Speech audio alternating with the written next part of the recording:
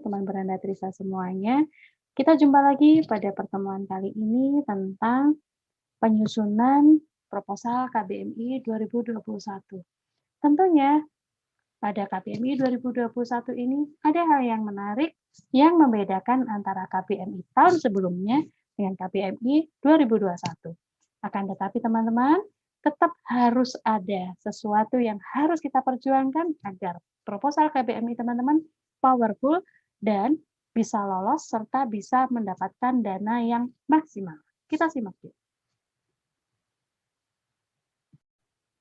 Ya, teman-teman semuanya, seperti yang telah saya sampaikan di bagian pembukaan bahwa untuk menyusun proposal KBMI 2021 yang powerful, teman-teman juga harus membuka buku pedoman pengisian KBMI yang teman-teman bisa download, gitu ya.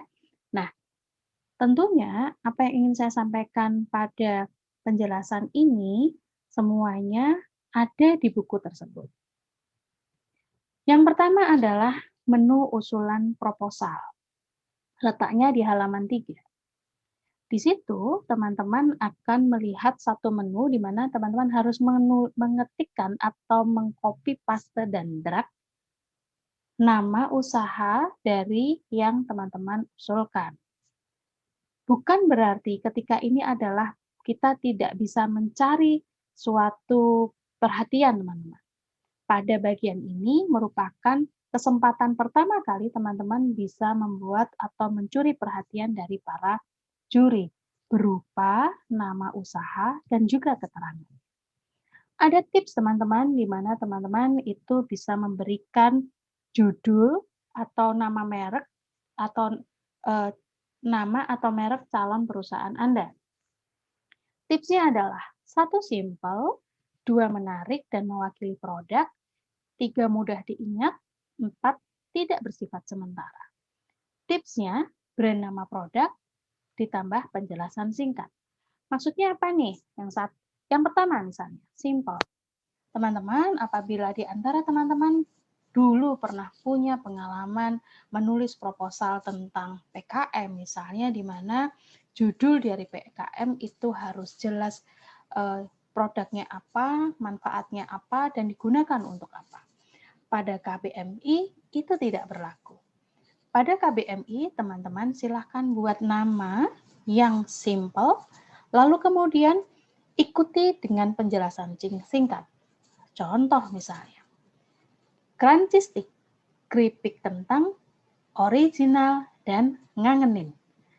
Itu cukup simpel teman-teman, tetapi itu mewakili bahwa crunchy stick adalah sebuah keripik kentang yang memiliki keunggulan original, tidak mengandung bahan pengawet, dan ada kalimat ngangeni, itu adalah sesuatu yang mudah diingat dan juga bisa menimbulkan senyum bagi para reviewernya. Lalu tidak bersifat sementara. Contoh nih misalnya, menggunakan istilah ghosting misalnya, atau menggunakan istilah kaleng-kaleng misalnya. Hal-hal yang seperti itu tolong dihindari teman-teman, karena itu bagi suatu produk dinilai bersifat sementara. Berikutnya adalah tentang identitas dan informasi umum. Pada bagian ini, teman-teman harus menjelaskan tentang awal bisnis berjalan. Tulis saja November 2020, karena kalau kita menghitung pada bulan Maret ini, jika ditarik 6 bulan persis, maka kemudian teman-teman itu memulainya di bulan November tahun 2020. Apabila bisnis teman-teman lebih dari 6 bulan, ya silakan tarik aja dari Maret sampai katakanlah 8 bulan atau 9 bulan, atau kemudian sudah berjalan per Maret ini sudah 2 tahun atau 3 tahun. Silahkan ditulis dengan keterangan bulan dan juga tahunnya. Penjelasan yang kedua adalah tentang daftar anggota. Perhatikan komposisi teman-teman, karena di sini begitu teman-teman memasukkan nama, memasukkan NIM, Maka dari NIM itu akan nampak bagaimana tentang lintas jurusan atau lintas prodi, bagaimana pula tentang komposisi yang lintas angkatan. Oleh karena itu, hal ini penting sekali dilakukan karena hal ini menyangkut tentang bagaimana pola pengembangan kewirausahaan di perguruan tinggi teman-teman itu sudah terintegrasi baik berupa dalam mata kuliah maupun pada kegiatan-kegiatan yang di luar mata kuliah. Yang ketiga adalah tentang dosen pembimbing. Tidak kalah pentingnya menyita perhatian teman-teman adalah satu, perhatikan penulisan nama dan gelar serta NIDN dari dosen tersebut. Seringkali kejadian adalah seorang dosen itu tidak ditemukan pada fakultas yang bersangkutan. Jangan khawatir teman-teman, coba cari di fakultas lain atau tanyakan pada dosennya apakah namanya dipinjam oleh prodi lain untuk kepentingan akreditasi misalnya. Dan itu belum dikembalikan. Apabila itu kemudian tetap tidak ditemukan, silakan teman-teman hubungi dosen pembimbing kalian dan memohon bantuan beliau untuk segera menghubungi operator atau admin di grup WA dosen PWMI. Insya Allah biasanya akan dibantu oleh teman-teman admin dari grup WA tersebut untuk mengetahui NIDN dari dosen-dosen pembimbing kalian. Baik, berikutnya adalah tentang noble purpose. Nah, teman-teman semuanya, noble purpose ini merupakan suatu hal yang sangat penting pada KBMI, yang menjadi suatu ciri khas KBMI dibanding dengan kompetisi yang lain, KIBM misalnya, atau KBMK. Pada KBMI, yang dipentingkan atau fokuskan adalah satu, pada inovasi dan juga pada noble purpose. Apa itu noble purpose? Noble purpose adalah hal mulia apa yang Anda dan tim Anda ingin lakukan ketika membangun bisnis. Teman-teman, ketika menyampaikan noble purpose, bentuknya adalah pernyataan. Pernyataan tersebut harus bisa menyampaikan situasi yang dramatis.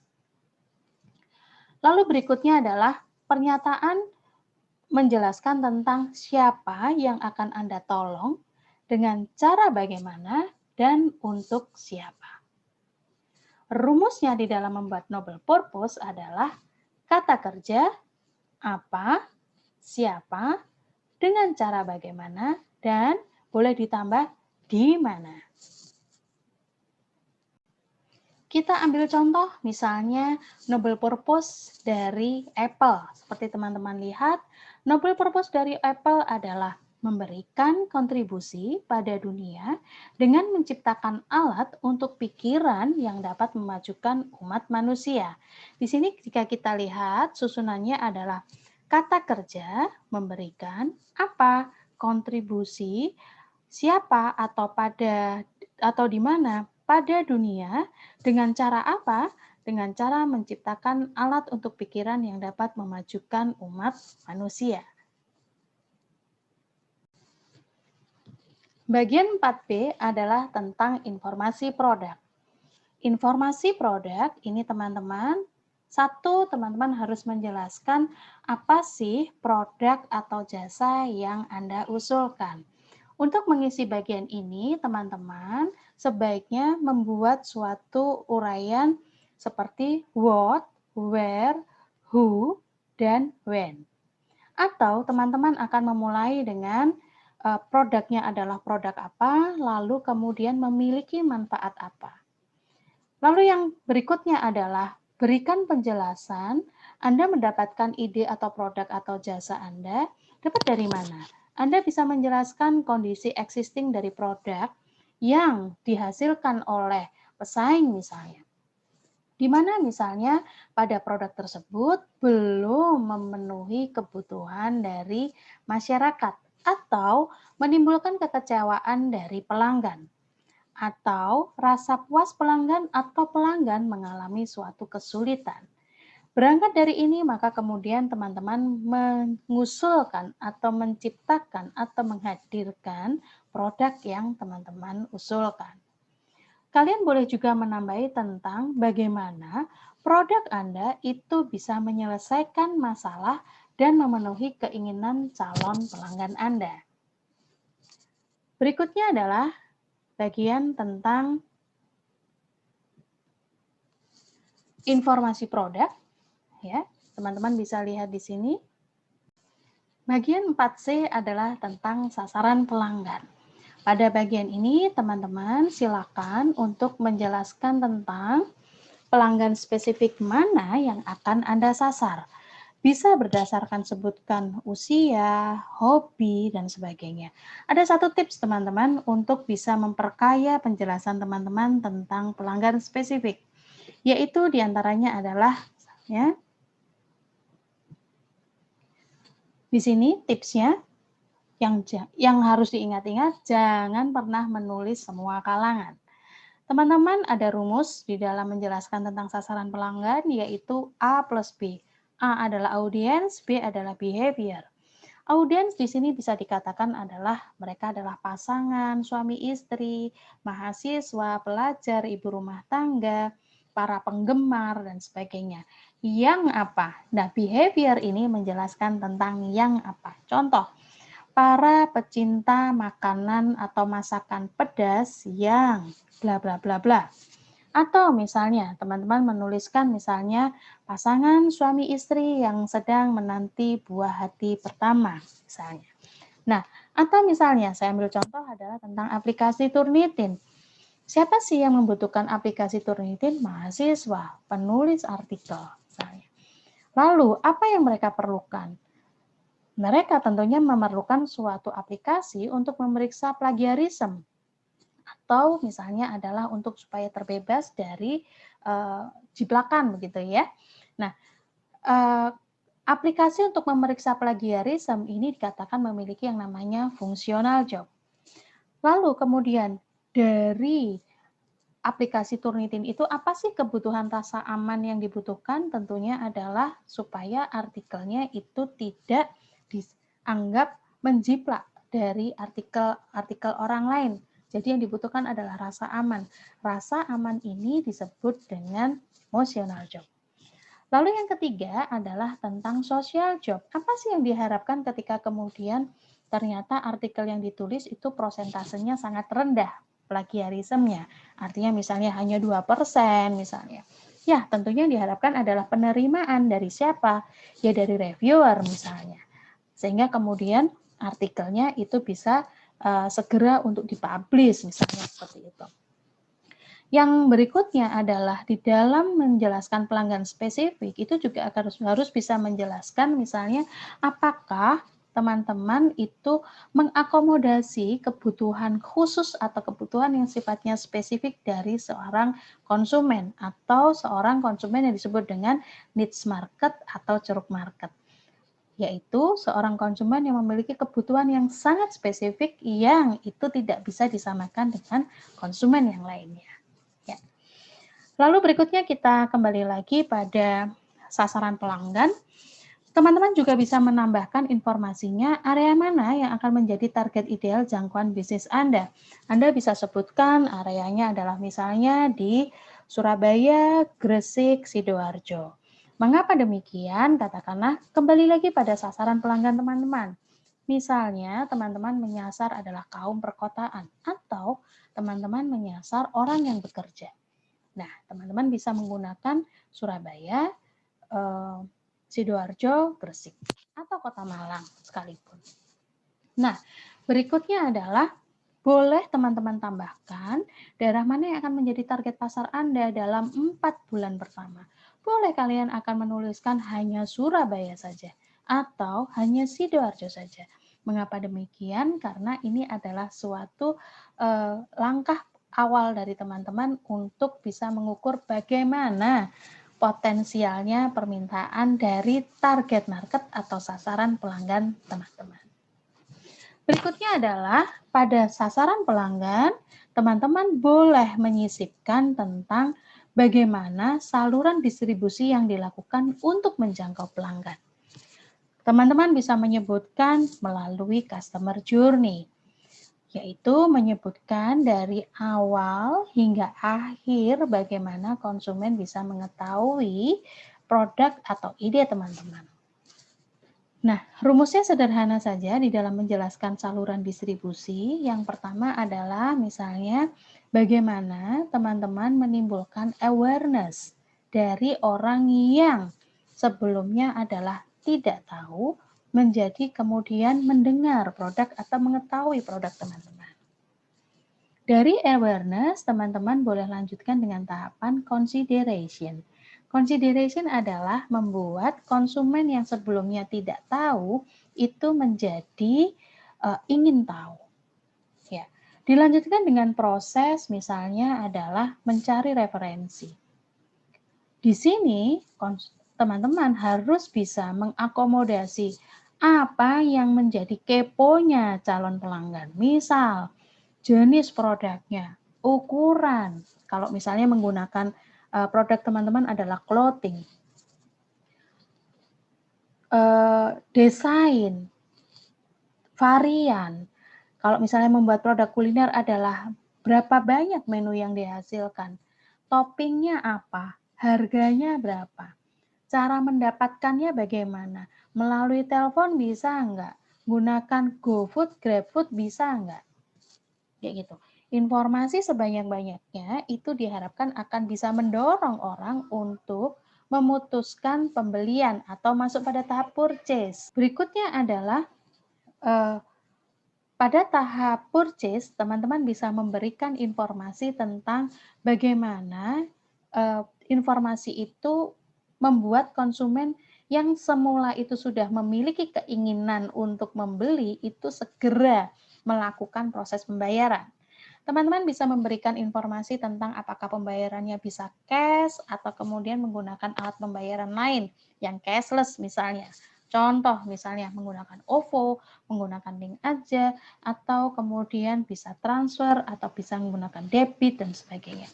Semakin teman-teman bisa jelas menyampaikan dalam proses pembayaran dan juga proses pengiriman, maka akan semakin mempercepat orang untuk bisa memutuskan proses pembelian. Yang terakhir adalah dari saluran distribusi adalah menjelaskan tentang layanan setelah pembelian, gitu ya. Nah, teman-teman bisa pula menjelaskan jika terjadi komplain atau misalnya barang yang diterima itu tidak sesuai harapan, apa yang kemudian teman-teman lakukan. Jika komplain, teman-teman itu melakukan berapa kali 24 jam teman-teman bisa menindaklanjuti komplain dari konsumen.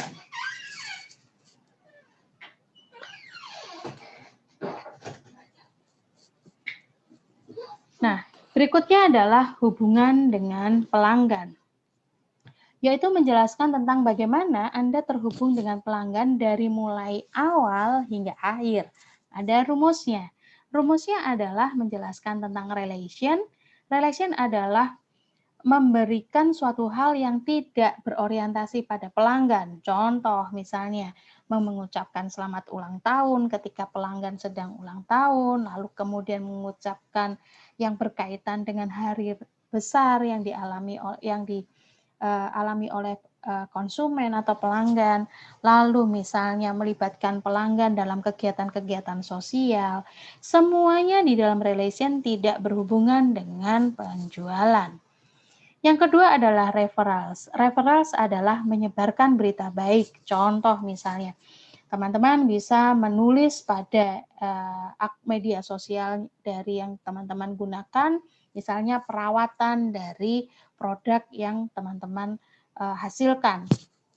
Kalau misalnya teman-teman menghasilkan produk seperti makanan, bagaimana cara menyajikan?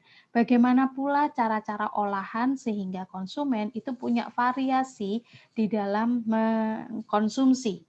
Nah, lalu kemudian referrals bisa pula tentang testimoni teman-teman dari orang-orang atau brand endorser yang telah menggunakan produk tersebut. Lalu yang ketiga adalah retensi. Bagaimana mempertahankan konsumen dalam jangka panjang. Nah, contohnya misalnya adalah dengan memberikan garansi, lalu kemudian juga menjelaskan tentang apakah ada kartu member dan sebagainya. Lalu berikutnya adalah tahap recovery. Tahap recovery adalah tahap mengobati konsumen yang kecewa. Apa sih yang teman-teman lakukan ketika konsumen itu mengalami kekecewaan? Ketika mereka komplain, berapa kali 24 jam teman-teman itu bisa mengatasi komplain tersebut? Atau misalnya teman-teman itu mengganti barang dengan kompensasi apa? Tentunya ada satu syarat dan ketentuan yang berlaku. Berikutnya adalah tahap recovery, yang berikutnya adalah tentang menghubungi kembali konsumen lama. Contoh nih, teman-teman punya konsumen yang sudah lama tidak membeli produk teman-teman. Teman-teman bisa menyapa dengan memberikan misalnya katakanlah fasilitas atau kemudahan tertentu ketika seorang konsumen lama itu menghubungi kembali. Ya, bagian berikutnya adalah bagian sumber daya. Di bagian sumber daya, di sini teman-teman harus perlu suatu kejelian karena di sini juga merupakan titik yang menjadi hal penting di dalam menilai kesungguhan dan juga kompetensi masing-masing anggota di dalam proposal KPMI yang teman-teman usulkan. Jadi, pada bagian ini silakan teman-teman sampaikan keahlian masing-masing tim. Jika terpaksa merangkap, diperbolehkan. Misalnya ada posisi-posisi tertentu yang teman-teman itu bisa merangkap jabatan. Contoh misalnya adalah ketua tim. Keahliannya apa? Misal ketua tim merupakan merangkap jabatan sebagai PIC produksi. Apa sih yang dilakukan pada PIC sebagai seorang PIC produksi? Misalnya katakanlah adalah merancang produk, lalu mengawasi tentang proses produksi, lalu kemudian juga tentang quality control-nya, hingga kemudian mengawasi sampai pada proses penyerahan pada konsumen misalnya. Lalu kalau pemasaran, apa sih ruang lingkup PIC pemasaran? Ruang lingkup PIC pemasaran misalnya adalah melakukan pemasaran secara offline maupun online. Apa yang dilakukan untuk menjangkau konsumen dari mulai awal hingga akhir. Lalu berikutnya adalah boleh pula dimasukkan di dalam pemasaran adalah bagaimana tugasnya menggenjot penjualan. Berikutnya adalah PIC sumber daya. PIC sumber daya boleh dirangkap dengan PIC keuangan misalnya. Nah, lalu kemudian boleh pula teman-teman apabila di dalam proses bisnisnya itu menggunakan pemasaran secara online, maka teman-teman punya divisi khusus yang berhubungan dengan media sosial. Boleh teman-teman sebutkan mereka adalah PIC media sosial. Tugasnya apa? Tugasnya adalah yang berhubungan dengan semua publikasi, promosi, dan sebagainya yang berhubungan dengan media sosial, termasuk katakanlah adalah juga merangkap sebagai admin di dalam media sosial tersebut. Nah, teman-teman, apalagi yang bisa kemudian mendukung dari sumber daya? Di sini adalah tentang tanggung jawab, tadi juga saya jelaskan. Nah, untuk ini katakanlah teman-teman, untuk memperkuat dari posisi masing-masing, baik mereka sebagai PIC produksi, PIC pemasaran, PIC sumber daya, dan PIC keuangan, tolong disesuaikan dengan pengalaman kerja atau pengalaman berorganisasi sebelumnya.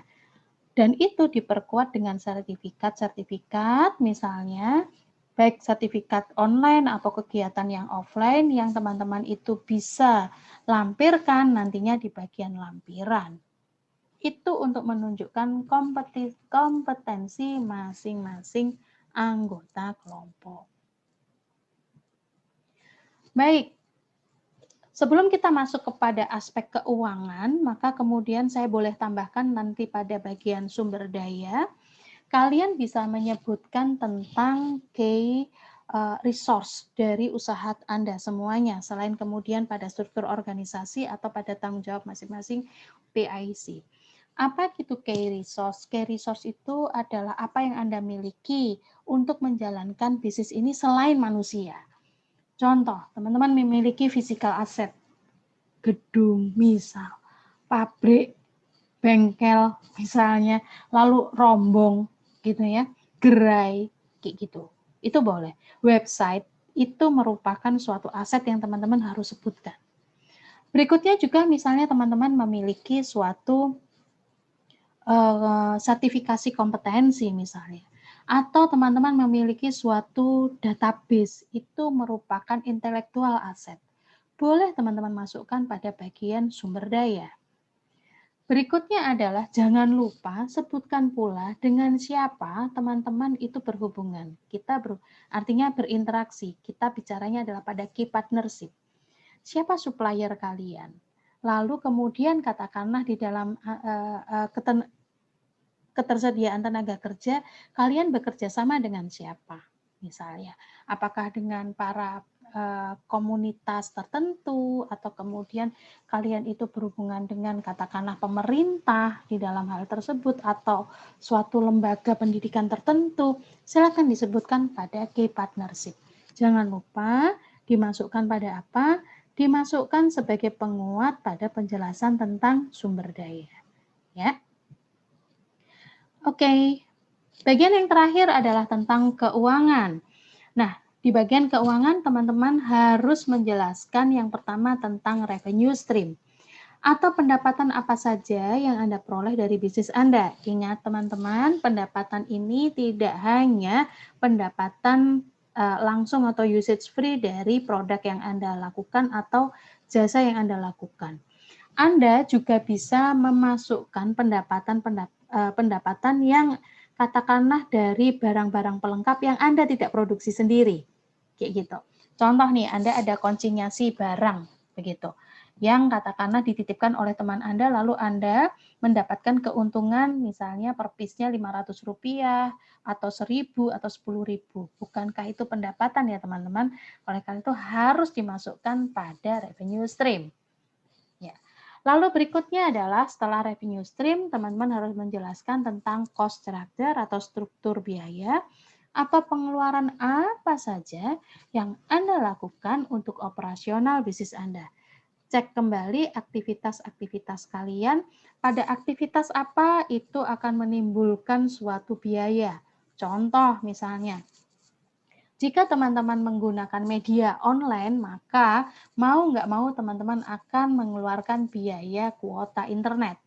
Nah, itu harus dideklar teman-teman, harus disebutkan. Ya, jadi teman-teman, ini adalah tentang item-item penyusunan di dalam KBMI 2021 yang ternyata lebih simpel daripada KBMI tahun sebelumnya. Di antaranya simpelnya adalah satu, tidak lagi melakukan uji pasar atau uji riset tentang pemasaran, di mana teman-teman itu harus mewawancarai sekian banyak calon pelanggan untuk ditanyain tentang apa sih yang membuat mereka suka, apa pula yang membuat mereka tidak suka. Ya. Baiklah, yang terakhir adalah tentang berkas pendukung. Teman-teman, ada lembar pengesahan yang wajib untuk Anda lampirkan, dan ini perlu perhatian. Satu, perhatikan jangan sampai ada penulisan nama yang salah, penulisan gelar yang salah, penulisan alamat yang salah. Ya. Lalu kemudian harus ada tanda tangan dari semua pihak, berikut juga dengan stempelnya. Nah, lalu teman-teman, misalnya boleh nggak menggunakan tanda tangan virtual atau tanda tangan scan begitu. Mengingat ini masih dalam kondisi pandemik, hal tersebut masih dimungkinkan. Lalu berikutnya adalah tentang laporan keuangan. Pada laporan keuangan, teman-teman juga harus melampirkan proyeksi kebutuhan dana pengembangan. Laporan keuangan adalah laporan keuangan 6 bulan terakhir, termasuk juga proyeksi kebutuhan dana pengembangan yang akan digunakan katakanlah dalam 3 tahun yang akan datang. Nah, berikutnya adalah tentang bukti usaha. Apa saja yang dimasukkan? Ada foto produk atau jasa produksi, juga alamat usaha, gerai, legalitas bila ada. Tentunya teman-teman, ini harus sangat powerful. Di antaranya adalah tolong jangan hanya katakanlah misalnya bentuk makanannya saja yang dilampirkan, tetapi ada wajah-wajah kalian yang menampakkan bahwa kalian memang sedang menjalankan usaha tersebut. Berikutnya adalah biodata dari masing-masing anggota kelompok dan juga ketuanya. Sama halnya dengan lembar pengesahan, perhatikan penulisan nama, jangan sampai ada satu kolom pun yang kemudian tidak terisi, menjelaskan tentang apa aktivitas Anda, tentunya jelaskan aktivitas-aktivitas positif teman-teman semuanya. Ya. Lalu berikutnya, nah yang ketiga, kemajuan bukti pembelanjaan dan bukti kegiatan ini sepertinya adalah tidak untuk kepentingan proposal, tetapi ini adalah untuk kepentingan nantinya pada laporan progres ketika proposal kalian sudah dinyatakan lolos. Gitu. Baik teman-teman semuanya, itu tadi adalah penjelasan saya tentang bagaimana mengisi proposal KPMI 2021. Tentunya saya harapkan penjelasan saya ini dapat lebih mempermudah teman-teman di dalam mengisi proposal tersebut. Pesan saya adalah semuanya harus dibuat daripada hanya diangan-angan tapi tidak dilakukan. Kalau enggak ngerti, boleh kita diskusi, boleh kita tanya. Yang penting tetap semangat untuk menyusun proposal KPMI 2021 dan doa saya adalah semoga proposalnya lolos untuk didanai sehingga teman-teman dapat mengambil manfaat dari kegiatan tersebut. Saya Trisiwi Agustina untuk Beranda Tisa. Beranda Tisa, kami yang sharing, Anda yang sharing. Assalamualaikum warahmatullahi wabarakatuh.